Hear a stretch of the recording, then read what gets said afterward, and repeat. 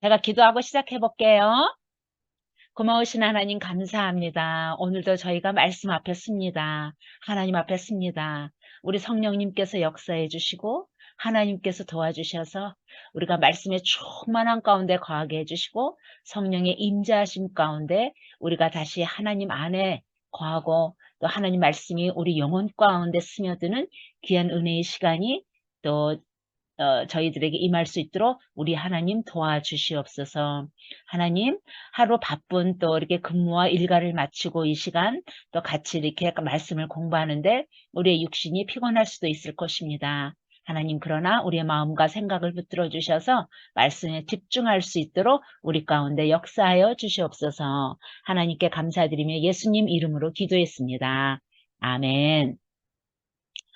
오늘은 우리가 히스기야 시대의 그 시대를 먼저 이렇게 한번 볼 것인데요. 성경에 다른 어떤 왕보담도 히스기야 시대를 다루고 있는 내용이 굉장히 많이 차지하고 있어요.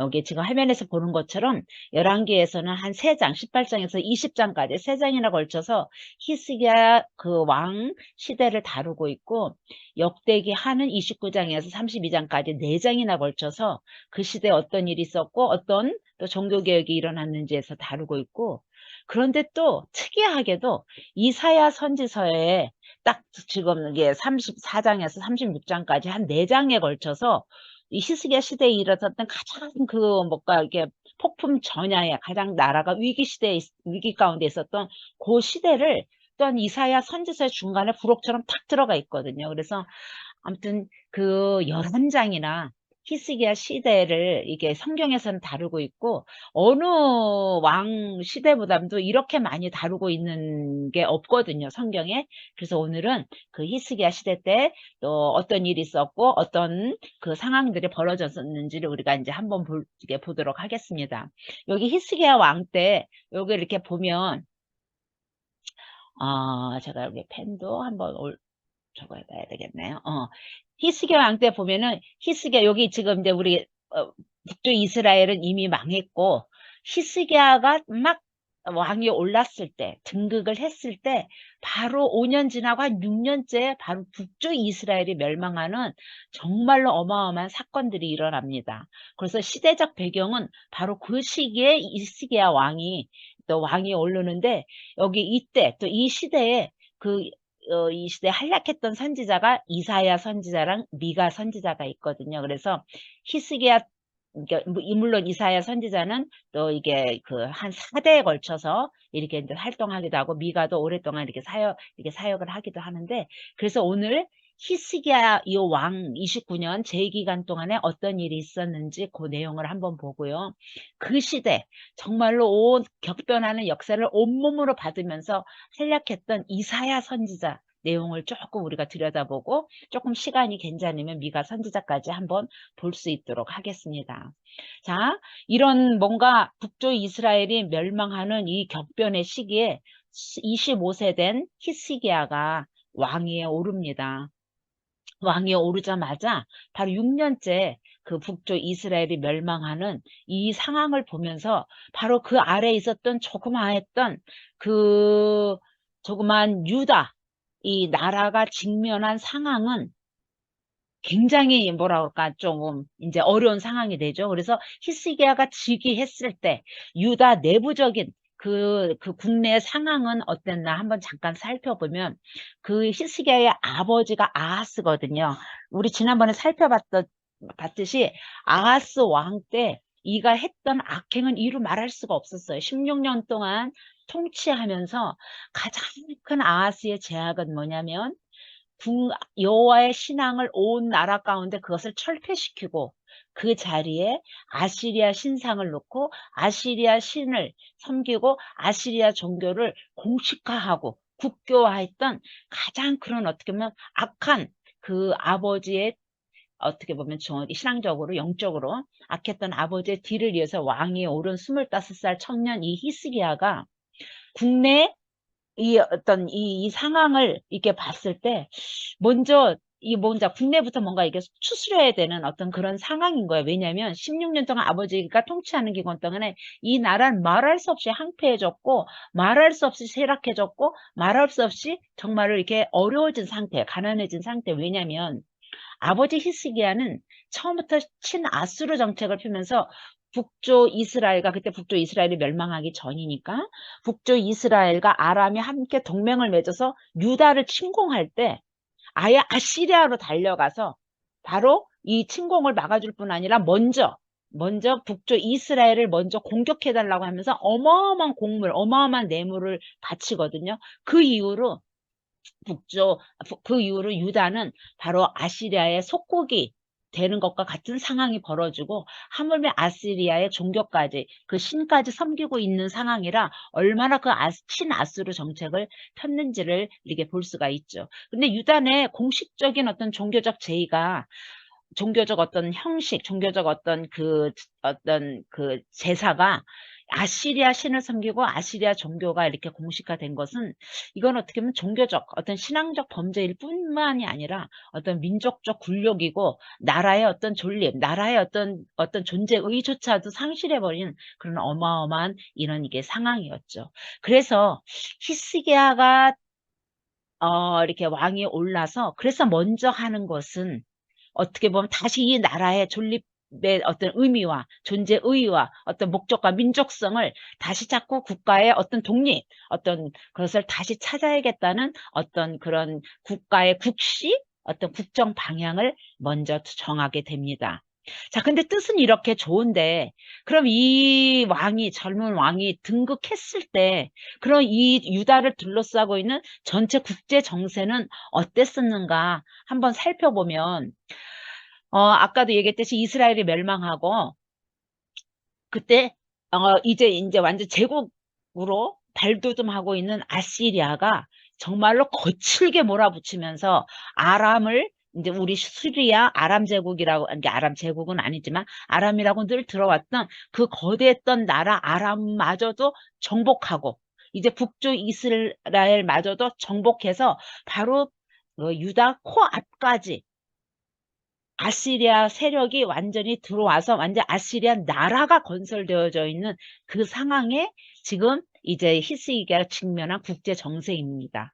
자, 이럴 때 주변의 모든 나라들이 함께 떨 수밖에 없어요. 언제 자기네들이 아시리아 침공을 받아서 아시리아로 완전히 적이 돼서 이 아시리아가 했던 또 이게 그 어떤 뭐랄까 이게 정복한 나라에 대한 정책 중에 하나가 뭐냐면 그 나라를 완전히 말살시키는 거예요. 민족성과 그날의 종교를 말살시키는 방법 중에 하나가 뭐냐면, 여러 나라에서 정복한 그 나라의 백성, 포로들을 또 다른 나라에 정복한 나라들로 다 분산시켜서 이주시키는 거예요.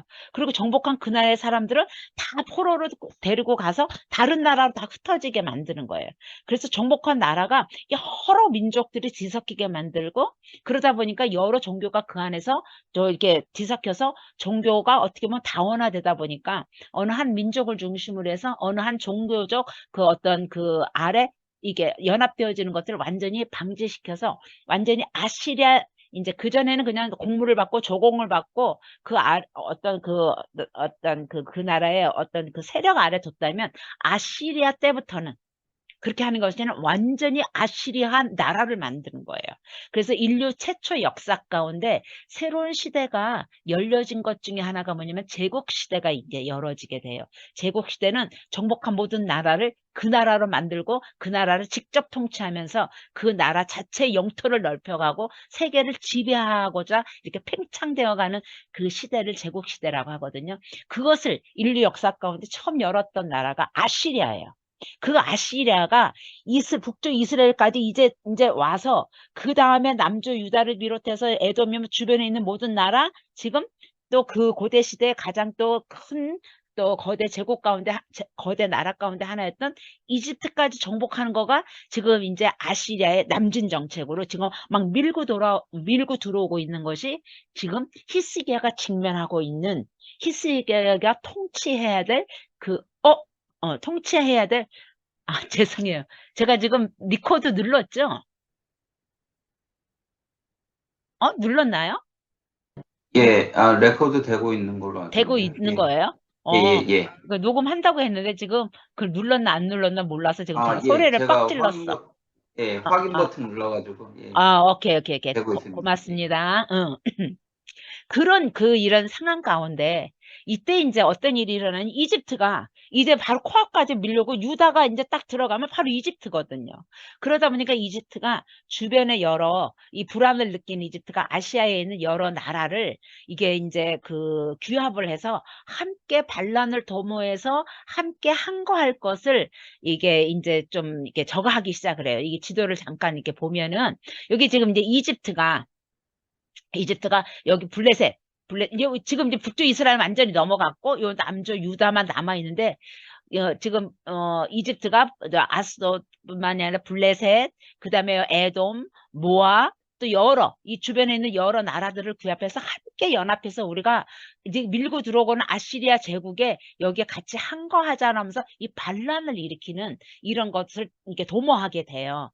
근데 다 이제 에돔이며 모압이며 이 모든 나라들이 거기에 다 가담을 하는데 유다는 다행히 이때 가담을 하지 않아요. 왜냐면 그때 옆에서 늘 진언을 하고 또 나라의 이 저런 것들을 이렇게 함께 했던 이사야 선지자가 음, 이사야 선지자가 적극적으로 가담을 어 이게 반대를 했기 때문에 지금 이게 마우스가 안 움직여가지고 지금 학대 다행히 가담을 하지 않아요. 이런 상황이 바로 이제 등극했을 때 이런 상황인데 자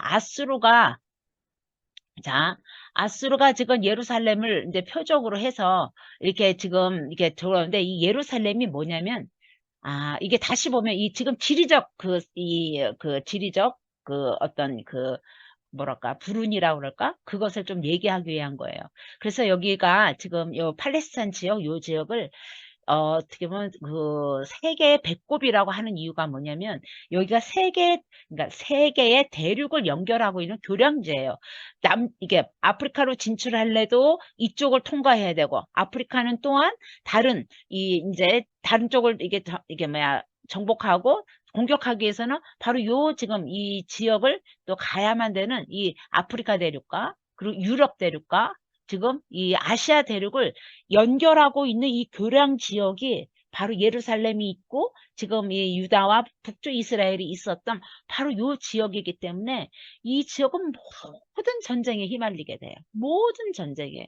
아시리아가 또 저거 되고 그 다음에 바벨론 제국이 했을 때도 이 지역은 초토화되기 시작하고 그 다음에 또 페르시아 제국이 왔을 때도 이 지역이 점령이 됨으로 말미암아 또 아프리카도 이렇게 평정이 되고 유럽으로 진출하게 되고 유럽 또 알렉산더가 이끄는 또 알렉산더 대제의 그런 또 제국 시대가 됐을 때도 이 예루살렘이 또 저기고 그다음에 로마고 이 모든 시대가다 하물며 이 무슬림이 발흥해 가지고 이 무슬림이 막 전파된 AD 6세기에도 이 예루살렘에 항상 타 계시고 그 이후에 중세 시대 또 이게 다시 탈환하겠다고 해서 막 몇 차에 걸친 그런 십자군 전쟁도 바로 여기에 예루살렘이고 그 위에 모든 전쟁마다 1차 대전, 2차 대전, 나중에는 하물며 중동 전쟁.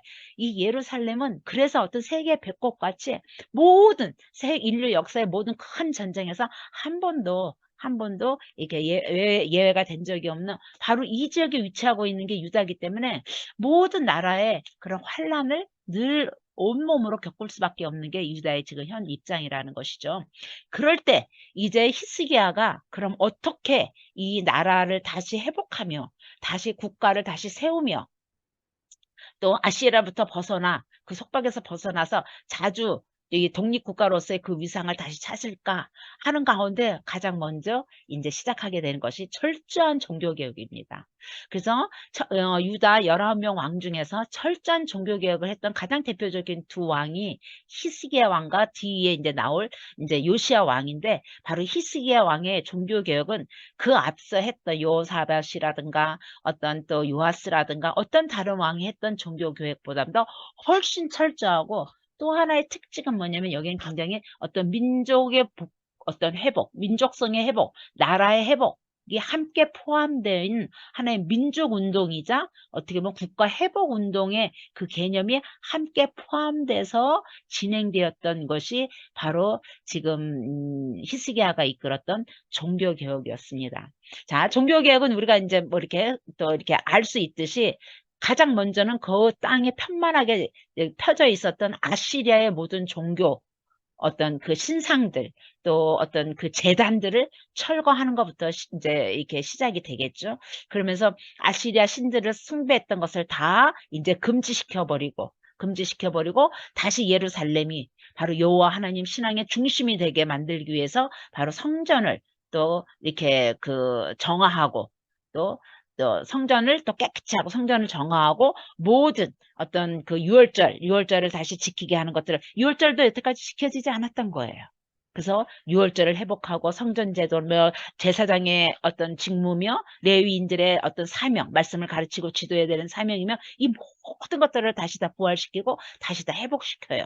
그리고 백성들이 이렇게 또 이렇게 저기에 빠져서 살다 보니까 11조랑 뭐 이런 것들을 하지를 않고 살았던 거예요. 그러다 보니까 또 그런 어떤 11조 제도를 다시 이렇게 회복을 하고, 또 하나는 여호와 신앙이라는 이름으로 오랫동안 통속적으로 이게 잘못되어서 그것이 마치 우상적으로 숭배 대상이 됐던 것들이 여러 가지가 있었던 거예요.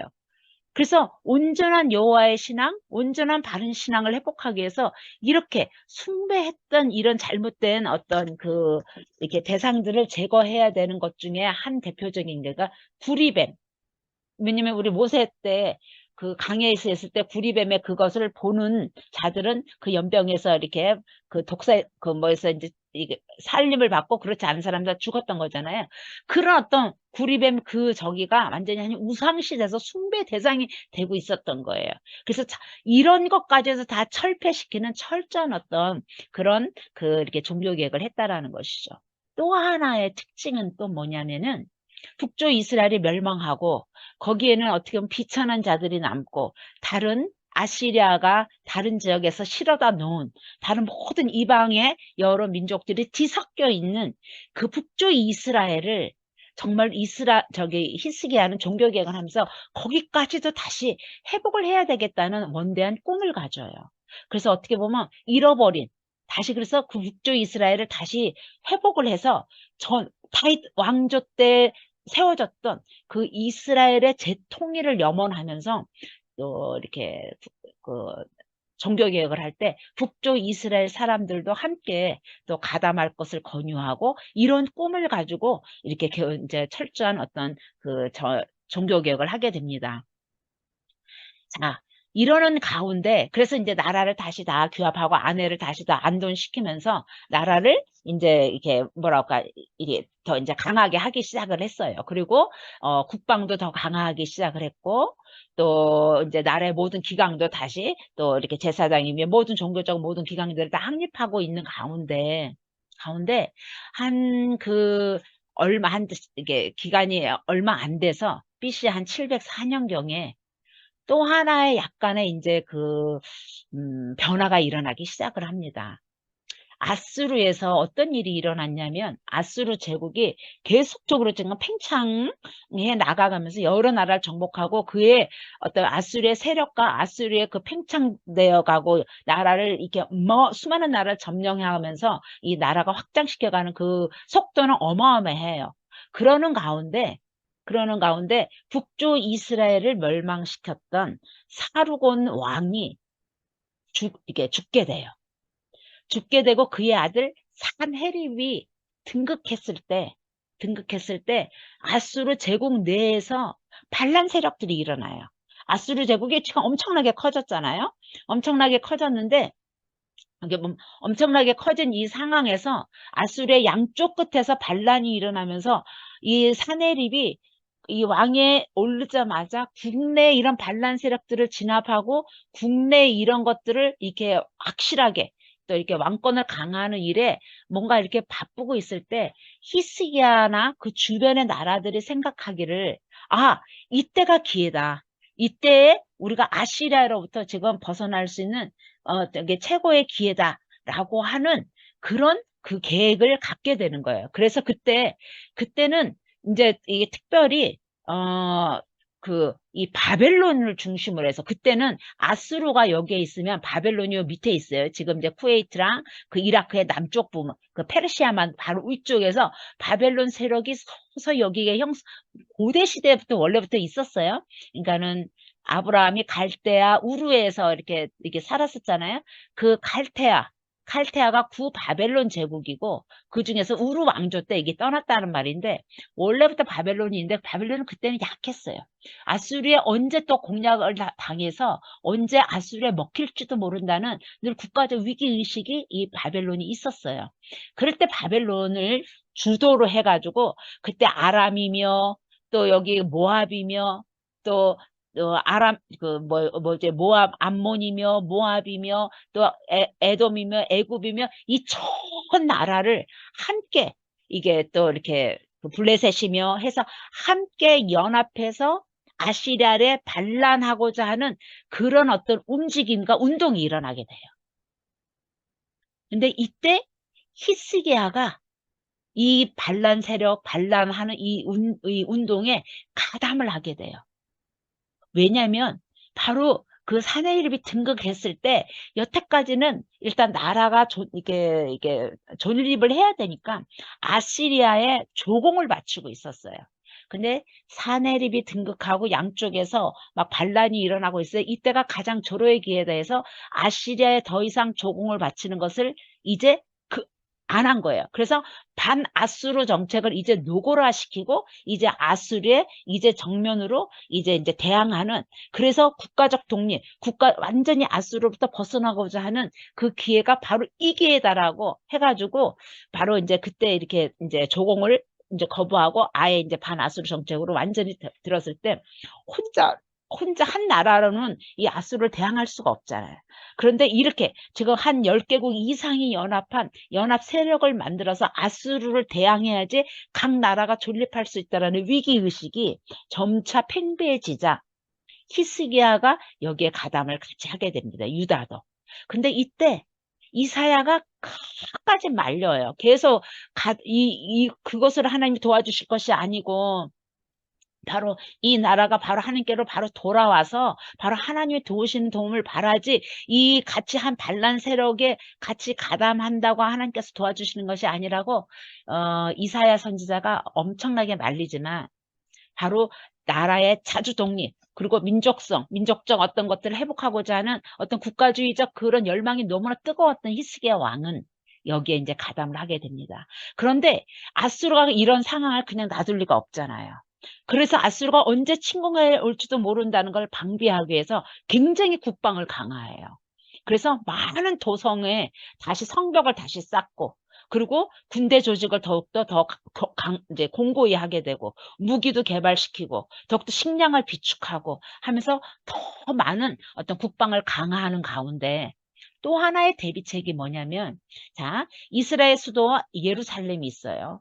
근데 어떤 상황에서 또 예루살렘은 지켜 사수해야 돼요.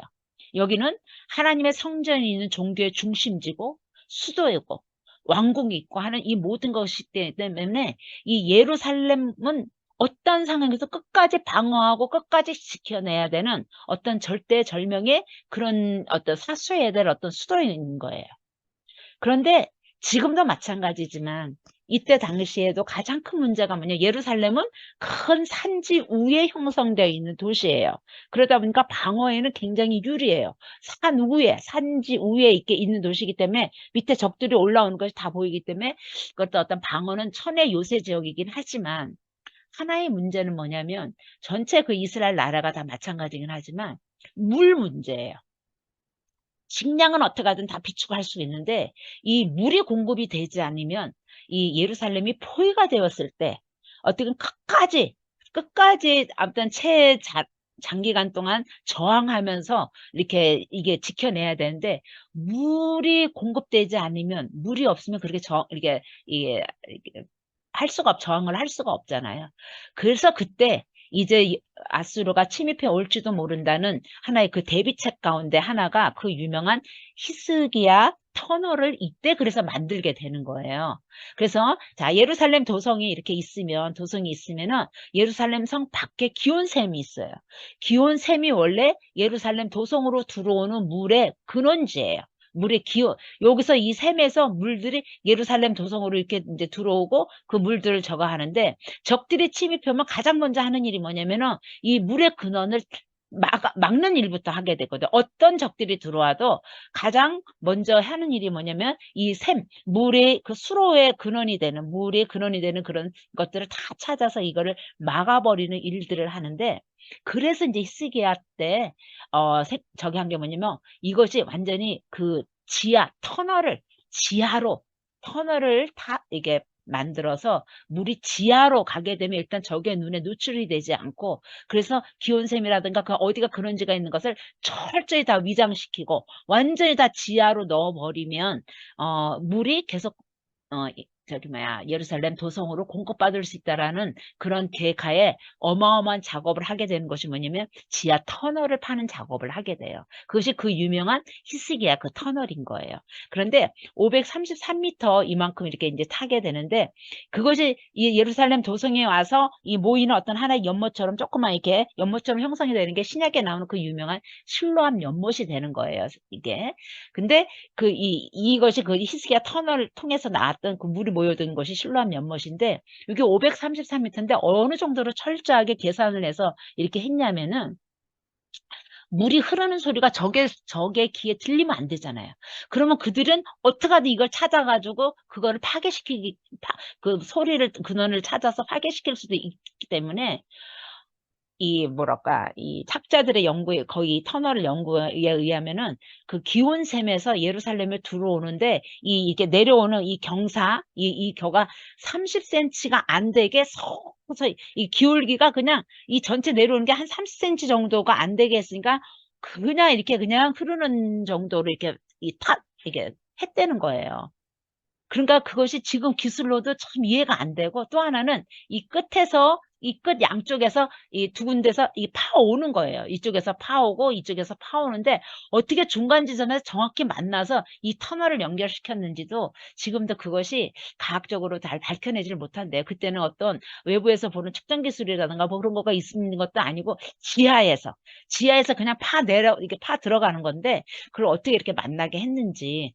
그러면서 이렇게 해서 이제 이 나라를 이게 이제 국방을 사수하기 위해서 이렇게 이 많은 준비들을 하게 됩니다.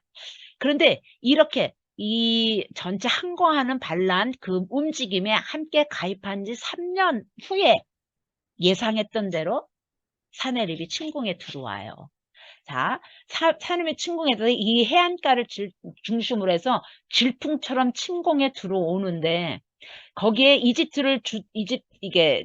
이집트가 여기에 이제 맞서서 싸우지만 이집트가 형편없이 져버리고 말아요. 얼마 싸우지도 못하고 엘크메에서 그냥 대참패를 하고 돌아가는데 곡을 이제 고스란히 그러니까 이집트도 저거 되면 그 모든 그 침략의 노력과 그 침략의 모든 피해를 고스란히 받는 나라가 어디냐면은 유다가 되는 것이죠. 자, 그래서 유다가 여기 아시리아의 항거에서 정말 나라를 지키고자 싸우고자 했지만은 거의 역부족이었던 거예요. 그래서 유다의 모든 46개 도성이 완전히 침략을 받고 완전히 폐허가 되고 완전히 침략에 완전히 그냥 노출되고 맙니다.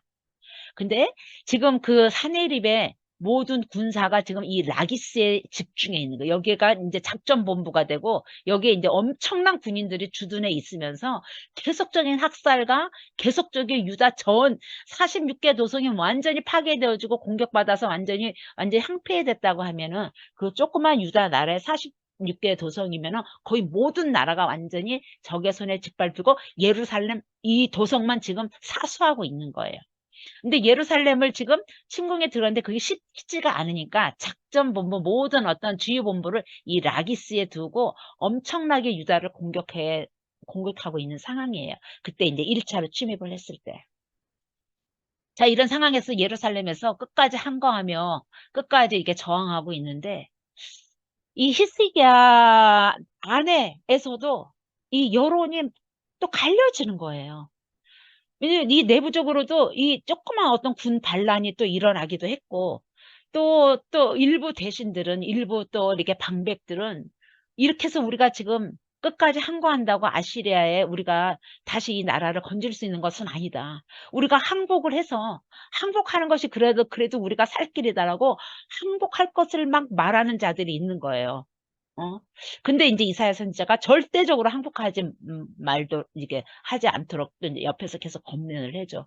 이런 이 복잡한 이 상황 가운데 어떻게든 히스기야는 나라를 지켜내야 되는 왕이고 군주이기 때문에 이 어려운 상황 가운데 일단 이 침공에 들어온 아시리아 사내립과 어떻게 보면은 어떤 새로운 어떤 어그리먼트라고 그래야 되나? 그런 어떤 조약을 맺습니다. 그런데 사내립이 요구한 그 곡물은 어마어마한 거예요. 너무나 많은 거예요. 그래서 성경에 보면은 왕궁의 모든 금은보화 아무튼 전 나라에서 끌어모은 모든 그 곡물과 보화제를 엄청난 그 항복의 조건으로 엄청난 조공을 요구한 것을 라기스에 있는 이 사내립에 바치면서 겨우 나라는 일단은 그 아시리아의 손아귀에 들어가지를 않습니다.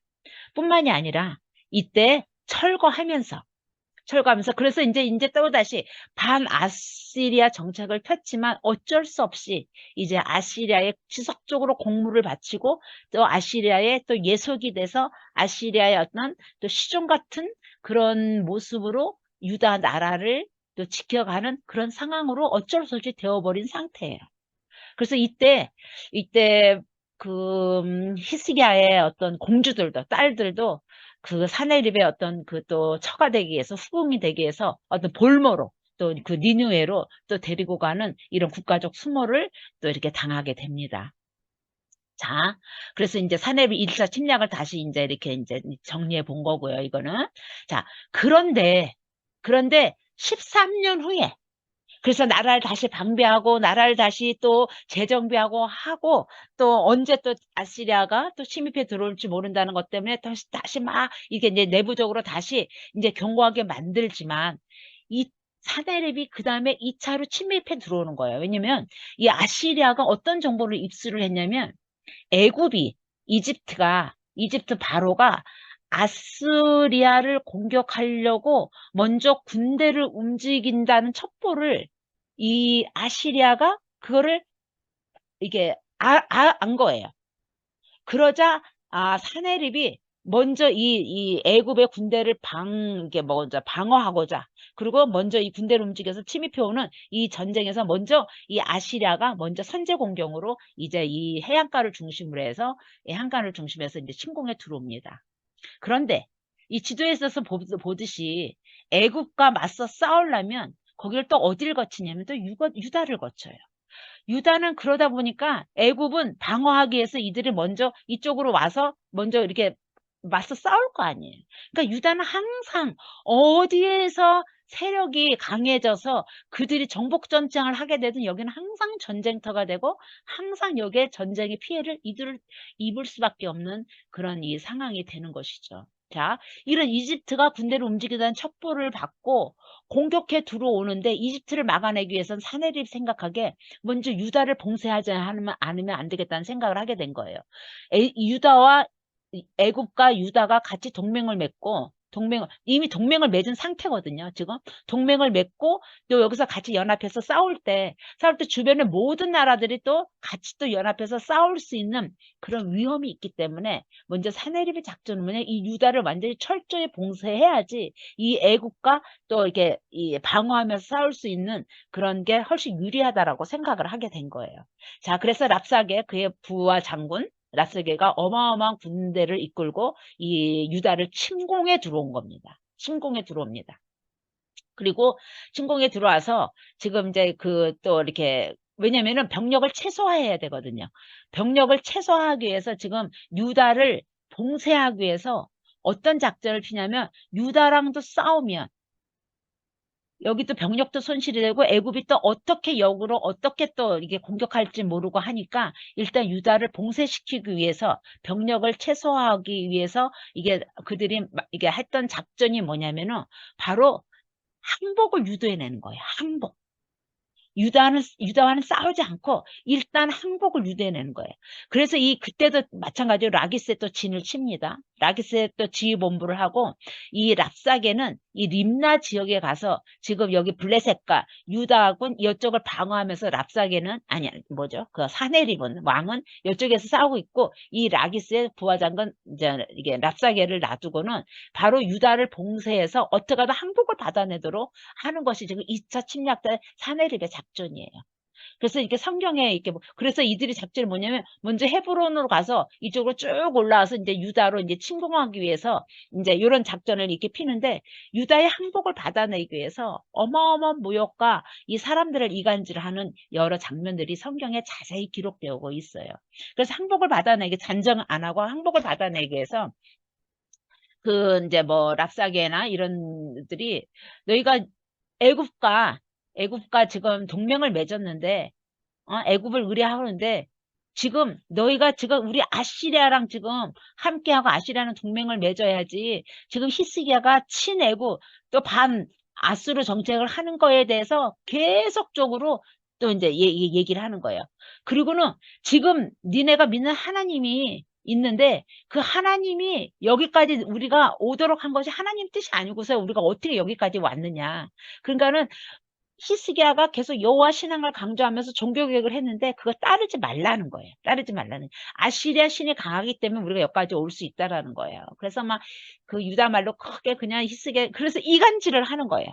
계속 이간질을 하고 히스기야의 어떤 그 왕의 권위를 실추시키면서 백성들로 하여금 히스기야의 모든 군대로 하여금 이 히스기야를 이게 이제 이게 배반하고 이 아시리아의 항복을 하도록 유도하기 위한 그 작전을 그렇게 펴는 것이죠.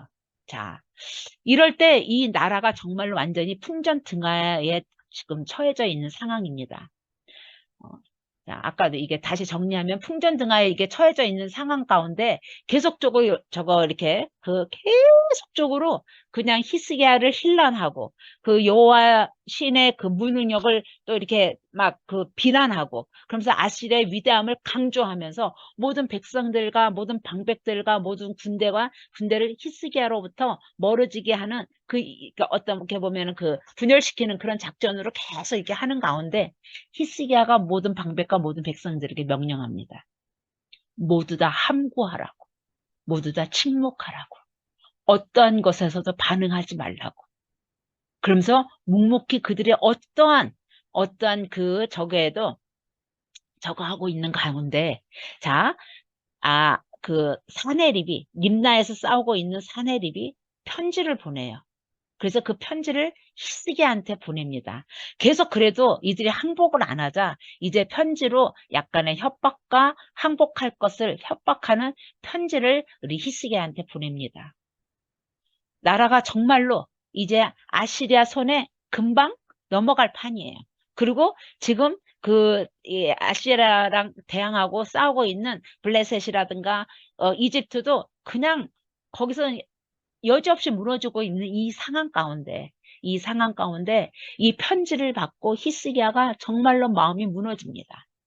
편지에는 여호와 하나님을 조롱하는 것뿐만 아니라 계속적으로 이스라엘 백성들이 듣도록 떠들었던 그것을 편지에 다시 또 사네립의 어떤 그 인장을 찍은 편지를 보내면서 빨리 항복하지 않으면 이 모든 나라를 모두 이게 이제 다 이게 백성들을 주고 이 나라를 초토화시키겠다는 어떤 그 협박하는 편지겠죠. 자, 이것을 이게 먼저 그 이사야 선지자에게 알립니다. 이사야 선지자가 옆에서 히스기야에게 절대로 흔들리지 말고 절대로 항복하지 말 것이며 결사항전할 것을 권면합니다. 그리고 여호와 하나님께서 분명히 도울 것이니 절대로 흔들리지 말고 어떠한 것에서 반응하지 말고 굳건하게 서서 여호와 하나님 믿는 믿음으로 굳건하게 서 있도록 계속 옆에서 히스기야 선지자가 아니 히스기야래. 이사야 선지자가 계속 권면하죠. 자, 그래서 그 유명한 히스기야의 기도가 나오게 됩니다. 이 편지를 사내립이 보는 이 편지를 성전 그대로 하나님 앞에 그 안에 내려놓고 이 기도하는 이게 장면이 우리 성경에 계속적으로 이렇게 3번이나 이렇게 나오게 되는데요. 이것을 우리 형우 씨가 한번 읽어 주시겠습니까? 히스기야가 사자의 손에서 편지를 받아보고 여호와의 성전에 올라가서 히스기야가 그 편지를 여호와 앞에 펴놓고 그 앞에서 히스기야가 기도하여 이르되 우리 하나님 여호와여 원하건대 이제 우리를 그의 손에서 구하옵소서.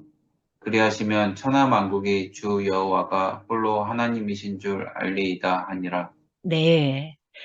히스기야 왕이 모를 리가 없잖아요. 이 항복을 한다는 것은 유다의 종말인 것이고 유다 전 백성은 유영을 의미하고 포로로 다 잡혀가서 이들이 이제 나라의 그 땅에도 살지 못하고 전 어떤 이게 흩어져서 살 수 있다는 이런 것을 모를 리가 없기 때문에 이런 결사항전을 선택을 했지만 여호와 하나님의 극적인 도우심이 없으면 정말 이 나라를 지켜낼 수 있는 상황이 아닌 것이죠.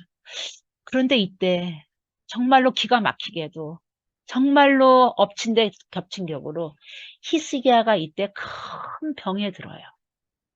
성경은 히스기야에 있었던 그 병이 정확히 뭔지는 모르지만 생명을 위협받는 큰 병이 들었던 때가 바로 나라가 이렇게 풍전등화에 이게 그 사내립 손에 금방 넘어갈 이게 갈 것 같은 이 강제 위기의 상황에 이 왕이 병이 들어요. 자, 그래서 히스기야가 이 병든 본인의 몸을 고쳐달라고 정말 눈물로 기도하는 거가 단순히 생명의 연장이 아니라 이 나라가 이런 위기 상황에 이 왕이 병이 들어서 왕이 죽게 되면 이 나라는 금방 적의 손에 가는 거예요.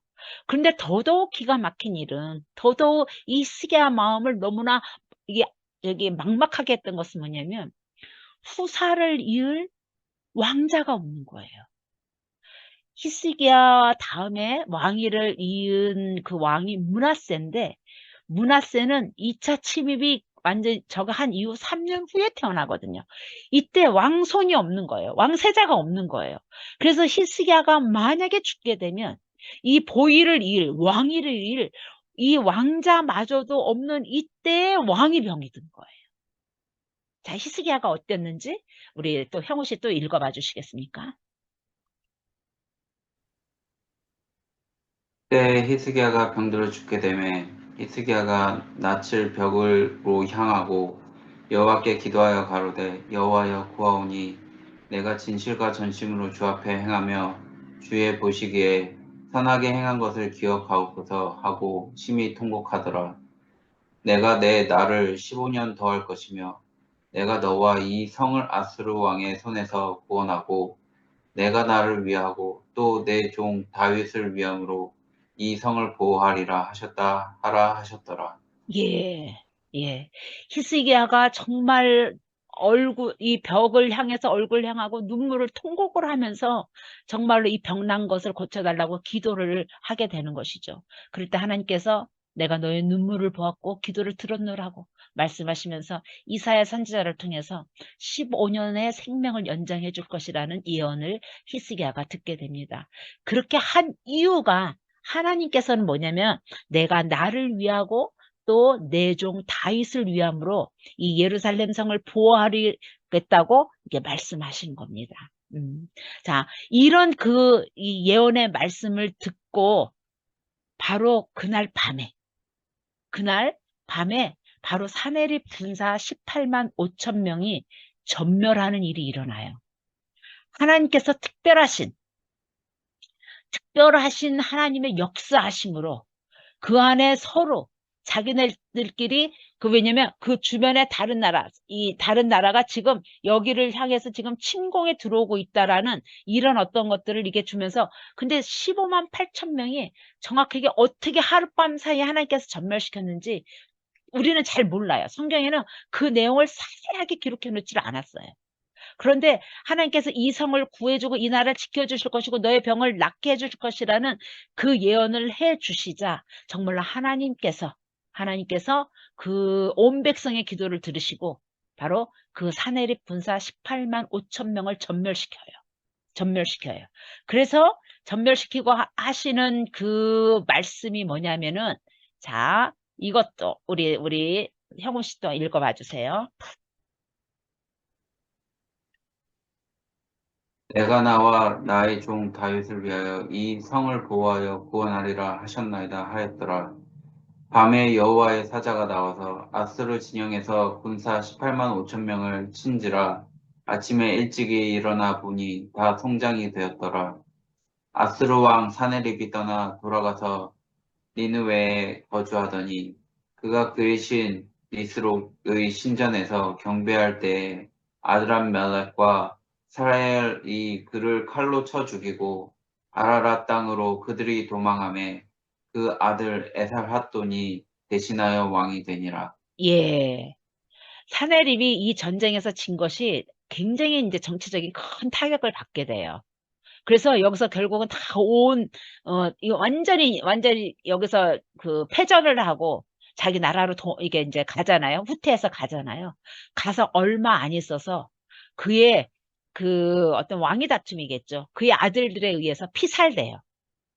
그래서 사내립은 결국은 유다도 항복시키지 못하고 가서 바로 피살되고 그의 다른 아들 그 에살핫돈이 그 왕위를 이어서 바로 이렇게 이제 왕이 되는 이것은 역사적인 사실이고 역사적인 그걸로 다 기록이 다 되어 있어요. 아시리아 거기에 다 기록이 되어 있고 그래서 18만 5천 명을 완전 전멸시키고 유다에서 철저히 패배해서 간 이 모든 것도 그들의 역사 그 지략에 사내립의 역사 거기에도 다 아니 사내립 그리고 아시리아 역사에도 다 있다라는 거예요. 성경에 그냥 막 이게 적어 있는 것이 아니라 그래서 이것이 결국 사내립의 어떤 왕권과 또 정치력에 큰 또 타격을 미치면서 결국 그의 생명을 다하는 결과로까지 나옵니다.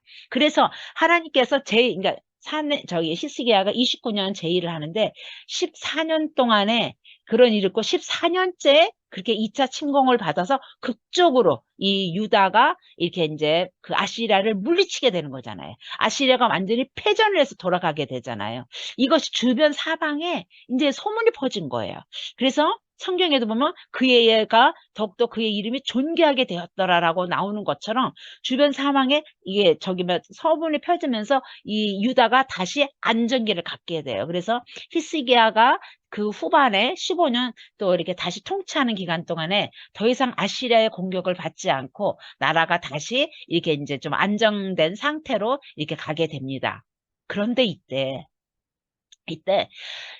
아시리아가 이렇게 이제 안에서 이 왕위 다툼이 일어나고 이 왕권 다툼이 이런 것들이 조금 더 이렇게 심해지면서 아시리아가 그 안의 문제로 조금 이 나라가 조금 이렇게 좀 힘이 이게 좀 이렇게 복잡해지자 그 아까 지도에서 봤듯이 아시리아 밑에 그 바벨론이 있었잖아요. 바벨론이 서서히 세력을 부상하게 되기 시작하는 거예요. 물론 그 안에는 그 아수르 왕이 이렇게 뭐랄까 이게 뭐 죽으면서 아무튼 그 여러 가지 또 이게 저기 뭐지 그 역사적 일들이 있는데 신흥 세력인 바벨론이 서서히 힘이 이게 이제 이렇게 뭐랄까 이게 성장해 가고 있는데 아시리아가 아직은 워낙 거대하고 또 강력한 이 나라이다 보니까 바벨론이 몇 번 시도를 했지만 번번이 실패를 하고 바벨론이 혼자 아시리아를 대항하기에는 굉장히 어렵다라는 생각을 하게 돼요.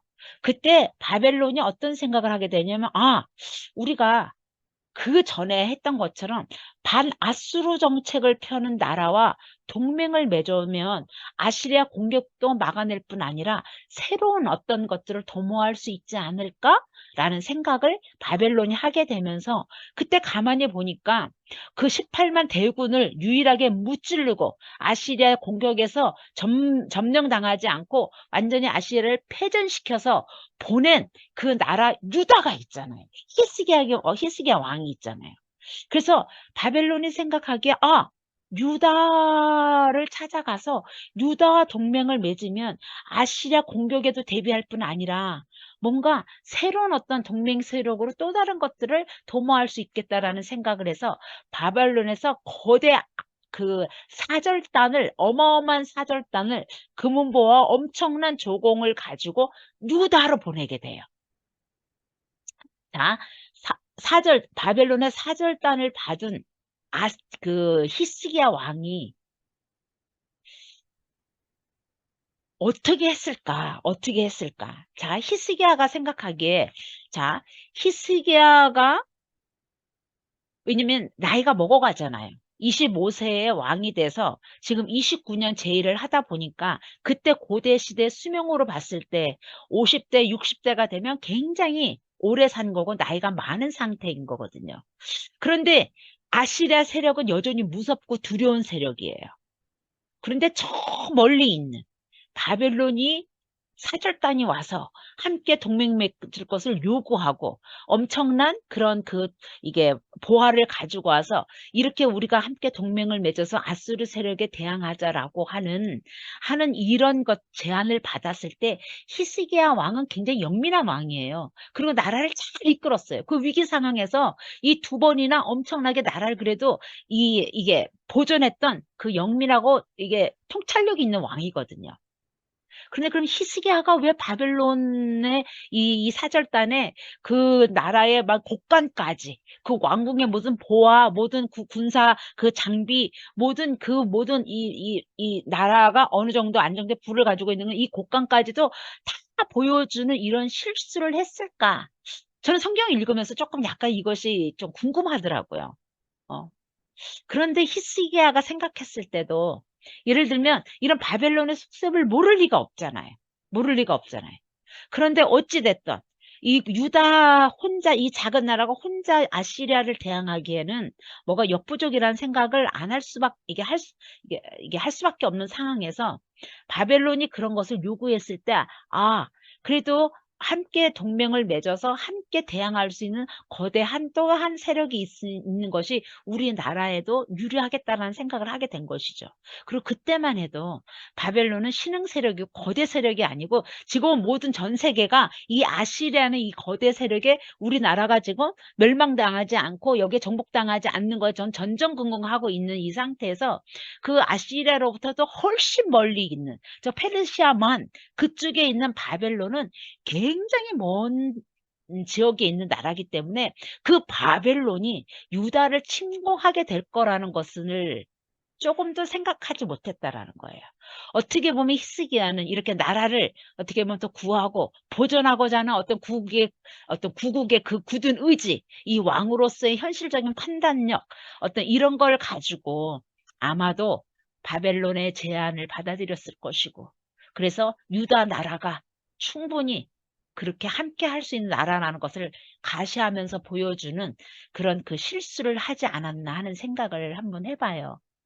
근데 그때 이 나라를 다스리고 있는 왕의 입장으로서 충분히 그럴 수도 있겠다라는 것을 이게 이해함과 동시에 이사야로부터 책망을 받게 되거든요.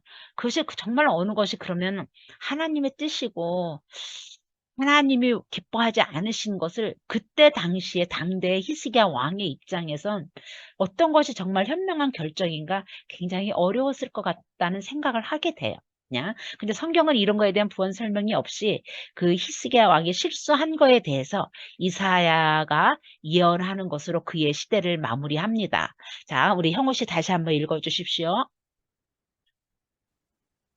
여호와의 말씀이 날이 이르리니 무릇 왕궁의 모든 것과 왕의 열조가 오늘까지 쌓아두었던 것을 바벨론으로 옮긴 바 되고 하나도 남지 아니할 것이요 또 왕의 몸에서 날 아들 중에서 사로잡혀 바벨론 왕궁의 황관이 되리라 하셨나이다. 아멘. 네. 이사야가 이런 어마무시한 예언을 하게 됩니다. 이때 당시로 바벨론이 그렇게 거대 제국이 될 것이라는 걸 어느 누구도 상상도 못했고 바벨론이 그 어마무시한 아시리아를 정복해서 그것뿐만이 아니라 이제 유다까지 또 뭐야 그 이집트까지 아시리아보다도 더 거대 세력을 형성할 것을 그때 당시는 이 상상이 정말로 이렇게 할 수가 없는 건데 이사야는 하나님의 그 계시로 이런 예언을 하게 되는 것이죠. 결국은 뭐냐면 이 왕궁과 왕의 이 모든 것들이 결국은 바벨론의 포로가 돼서 그쪽으로 다 옮겨갈 거라는 것이죠. 그런데 그렇게 한 것처럼 느부갓네살 왕이 정복하면서 이 왕궁에 있는 거, 또 성전에 있는 거, 그 어느 것 하나도 남겨놓지 않고 벽에 있는 금까지 다 긁어서 완전히 바벨론으로 다 가져가잖아요. 그뿐만이 아니라 어마어마하게 포로로 다 잡혀가는데, 그때 왕궁의 모든 왕손들이, 지식인들, 제사장들이 1차, 2차, 3차에 걸쳐서 포로로 완전히 다 잡혀가잖아요. 그것을 이사야 선지자가 어, 히스기야 왕에게 예언을 합니다. 예언을 합니다. 그러면서 이제 히스기야 왕 시대를 이렇게 살펴봤고요. 그때 이제 이 아시리아가 정말 그 제국의 시대를 연데, 그냥 그 제국 시대가 어떤 건지 아까 설명했던 것처럼 정말로 아시리아의 세력은 어마무시했습니다. 그래서 그들이 정복했던 나라를 지도로 본다면 이만큼을 정복하게 되는 거예요. 지금으로 말하면 이게 이집트, 이란, 쿠웨이트, 여기 또 뭐죠? 여기 지금 그 터키의 아나톨리아 반도 쪽에 일부, 그 다음에 시리아, 그 다음에 페니키아, 지금 레바논, 또 이스라엘, 그 다음에 여기 요르단 왕국, 그 다음에 밑에 여기 지금 이집트, 어? 전 지역, 여기 위에 있는 또 이란의 일부였던, 지금 이란의 일부 이 지역까지 지금 다 정복한 것이 지금 아시리아 제국이 정복했던 그 상황입니다. 자, 여기까지가 지금 이제 히스기야 시대 때 있었던 그 국내 상황과 국제 상황과 그리고 그 나라의 위기와 또 이런 그 시대를 살펴봤습니다. 근데 지금 한